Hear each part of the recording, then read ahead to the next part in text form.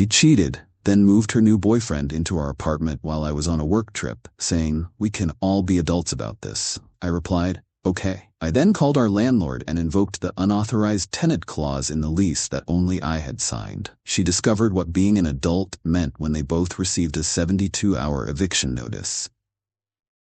I'm currently sitting in a hotel room in Chicago, 1,000 miles from my home, and I think I've just detonated my entire life. Or rather, my girlfriend of 3 years, Sarah, handed me the detonator, and I just had the common sense to press the button. I don't know if I'm looking for advice or just need to write this all down to make sure I'm not insane. I'm here for a 2-week work trip, managing a critical project for my company. It's stressful, but the pay is good, and it's the kind of work that's setting us up for a good future. Or so I thought. For the first week, everything was normal. We'd talk on the phone every night before bed, the usual stuff. But a few days ago, things started to feel off. The calls got shorter. Her answers became vague. I'd hear strange noises in the background. A man's laugh once, which she quickly blamed on the TV. It was a bunch of small things that made the hairs on the back of my neck stand up. Last night, I got my proof. A friend of hers, not realizing I was even following her on social media, posted a picture from a birthday party Sarah had told me she was too tired to attend. In the picture, Sarah was on a couch, looking very comfortable with some guy's arm around her. The caption was, "So happy my girl Sarah and her new man Mark could make it." Her new man. My blood ran cold. I went to this Mark's profile. It was public. And there, posted just hours earlier, was a picture taken from inside my apartment. He had his feet propped up on my coffee table, with the corner of my rug visible. He was in my home. I sat on my hotel bed for an hour, just staring at the pictures, feeling nothing but a strange cold calm. I finally called her. I asked her who Mark was. At first she tried to lie. When that failed, she broke down and gave me the whole pathetic, predictable story. She'd been unhappy. I worked too much. Mark just gets her. The usual script. She'd been seeing him for 2 months. Then I asked the question that changed everything. "Is he there right now, Sarah?" There was a long silence and then a tiny whispered, "Yes." I told her to put him on the phone. After some arguing, she did. I told this stranger, this man sleeping in my bed and eating my food, that he was in my apartment and I needed him to leave. That's when Sarah got back on the phone, and her tone had completely changed. The tears were gone, replaced by a bizarre, condescending lecture.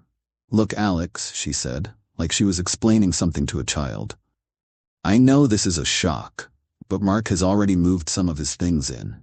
We're together now. I think the mature thing to do is for us to all be adults about this. When you get home next week, we can all sit down and figure out a living arrangement that works for everyone." I was speechless. A living arrangement.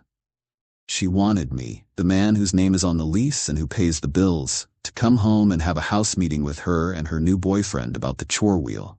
She had another man in my home, and she was framing it as an opportunity for me to show my maturity. That's when I replied with the single word that is about to bring her entire world crashing down. "Okay," I said. My voice was quiet. "Okay, Sarah, I understand." I hung up. She thinks I accepted her insane proposal. She thinks I'm going to come home and play house with her and her affair partner. She is wrong. As soon as I hung up, I went through my emails and found the PDF of the lease agreement I signed 2 years ago. I was the only one who signed it. Sarah had waived being on the lease because she said she couldn't be bothered with the paperwork. I read through every clause until I found what I was looking for. Section 12, Paragraph B. Unauthorized occupants. It states that anyone not on the lease who resides in the apartment for more than 14 days is an unauthorized occupant, and their presence is a material breach of the lease. Section 18 forbids subletting. Section 24 gives the landlord the right to issue a 72-hour notice to vacate the premises to cure any such breach. The rules were all there. She wanted to be adults, and adulthood is about contracts and consequences. An hour ago, I drafted a professional, polite email to my landlord, Mr. Henderson. I explained that I was the sole leaseholder, currently away on business. I informed him that I had become aware that an unauthorized individual had taken up residence in my apartment without my consent, constituting a security risk and a clear violation of the lease. I attached the screenshots. I formally requested that he, as the property owner, enforce the terms of our legally binding agreement. He replied 10 minutes ago. He was furious. He said he would be visiting the property tomorrow with the building superintendent to confirm the violation and serve the appropriate legal notice. So now I sit here in my hotel room, waiting. In about 12 hours, my girlfriend and her new boyfriend are going to get a knock on the door. They are going to be handed a legal document that gives them 72 hours to get out of my home before the sheriff helps them. They have no idea it's coming. She wanted us to be adults about this. Well, it doesn't get much more adult than an eviction notice. I guess I'll find out soon how mature they really are. Final update, 1 month later. Hello again, Reddit.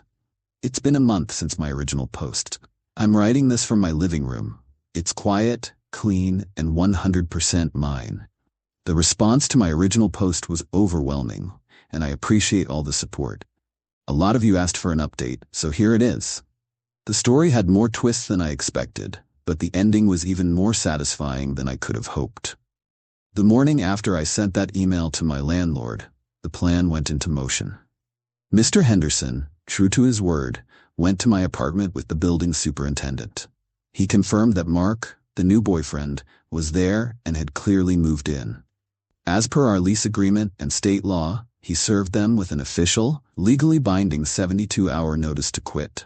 It stated that due to a breach of the lease, harboring an unauthorized occupant, all tenants and occupants had 3 days to vacate the premises entirely. The first phone call I received from Sarah was a sound I will never forget. It was a shriek of pure, panicked rage. The landlord was here. He gave us an eviction notice, she screamed. He said you sent him an email. You did this. You're throwing me out. I kept my voice calm and low. Us? I asked. There is no us, Sarah. I am the only person on that lease. It sounds like you and your unauthorized guest have been asked to leave my apartment. And I didn't throw you out. I reported a breach of my contract. The landlord is the one enforcing it. This is between you and him now. It's a formal process. The conversation devolved into her screaming, crying, and calling me every name in the book. In the background, I could hear Mark shouting about how he was going to sue me, sue the landlord, sue the city. I told her I had a meeting to get to and hung up. The next 48 hours were a relentless barrage of calls and texts from them, their friends, and even her mother. Her mom cried and begged me to be reasonable and to not make her daughter homeless. I told her, respectfully, that her daughter made herself homeless when she decided to move another man into my home. The real drama happened on the second day. I received a call from the local police precinct. Sarah had actually done it. She had called them and claimed I was performing an illegal, retaliatory eviction. The officer on the phone was polite but firm and asked me to explain the situation. I calmly walked him through the facts. Officer, I am the sole legal leaseholder of that apartment, and I can email you the signed lease to prove it. I am currently away on a business trip. I discovered that my girlfriend had moved another man into my home without my knowledge or consent. As this is a major security concern and a violation of my lease, I contacted my landlord and reported it.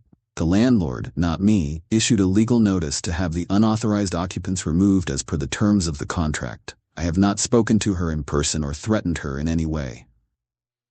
There was a long pause. The officer sighed. Okay, sir, that clarifies things. We have 2 officers on site now, and she's demanding they let her stay.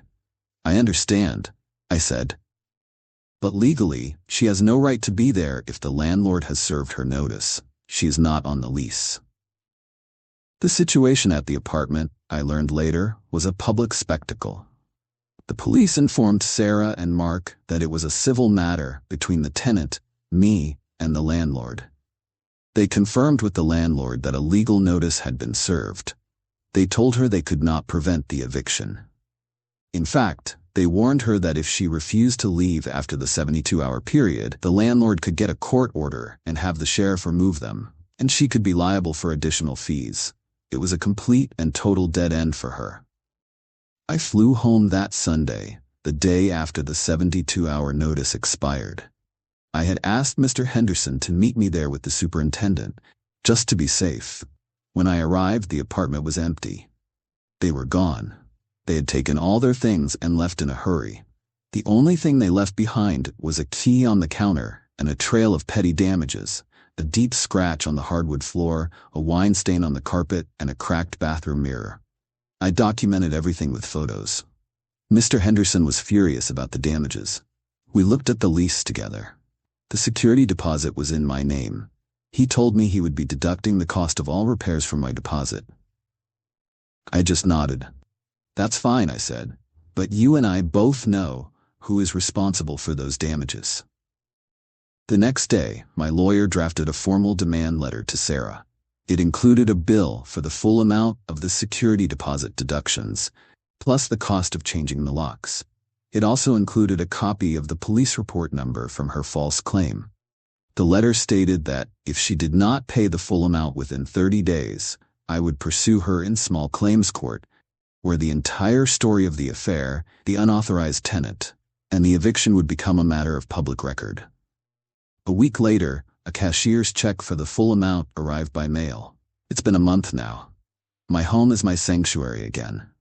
I had the floors refinished and the walls repainted. It feels fresh and new.